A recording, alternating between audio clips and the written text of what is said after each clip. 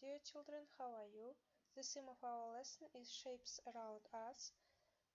We will continue talking about shapes. Сәлеметсіздер ме, құрметті оқушылар, қалдарыңыз қалай? Біздің бүгінгі тақырыбымыз біздің айналамыздағы пішіндер, яғни біз пішіндер туралы тақырыбымызды әрі қарай жалғастырамыз. Ең алдымен біз білуіміз керек пішіндердің атауларын, олардың айтылуын есімізге түсіріп алайық, иә? Ең бірінші бізде circle. Circle дегеніміз бізде шеңбер.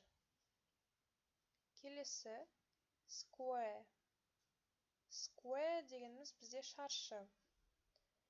Келесі diamond. Diamond деген бізде ромбик.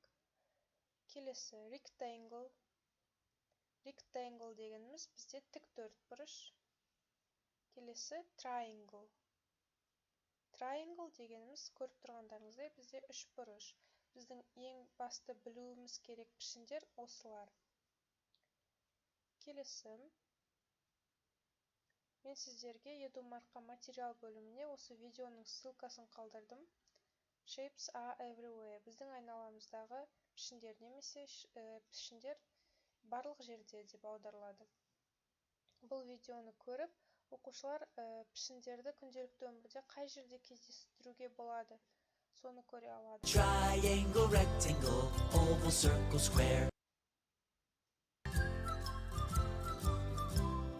Circles everywhere, circles everywhere.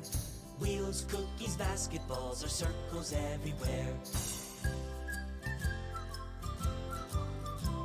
Triangles everywhere, triangles everywhere. A slice of pie, a red bow tie, triangles everywhere. Осы видеоны аяғына шейін көру керек, оқушылар. Көру керек. Сонымен қатар, сіздер осы видео арқылы пішіндердің өмірде қай жерде кездестіруге болатынын түсіне аласыздар, аңғарасыздар. Келесі тапсырма бөлімінде сіздерге осындай тапсырма қалдырдым. Бұл сіздерде activity book'та, сіздерде жалпы ағылшыннан екі кітап болу керек. Біреуі People's Book, біреуі Activity Book. Мына тапсырма бізде Activity Book'тың ішінде. Activity Book'та 5-ші бетті ашамыз. 5-ші бетте берілген 3-ші тапсырма. Look and tick the shapes you can see.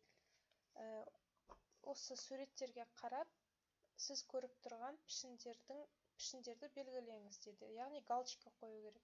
Мысалы, бірінші суретке қарайық. Бұл бізде орындау керек тапсырма. Бірінші суретте қандай пішіндерді көріп тұрсыздар? Мына жерде мысалы тік төртбұрыш бар, үшбұрыш бар, дөңгелек бар. Бірінші rectangle. Rectangle деген не екенін есімізге түсіріп алуымыз керек. Жаңа видеоны көрдік, былай да қайталадық. Rectangle дегеніміз бізде тік төртбұрыш.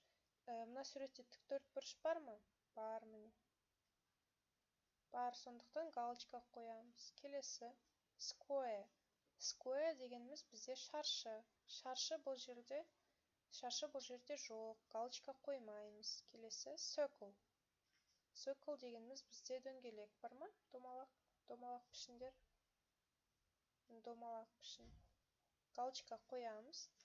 Triangle. Triangle дегеніміз бізде үшбұрыш. Үшбұрыш бар, сондықтан галочка қоямыз.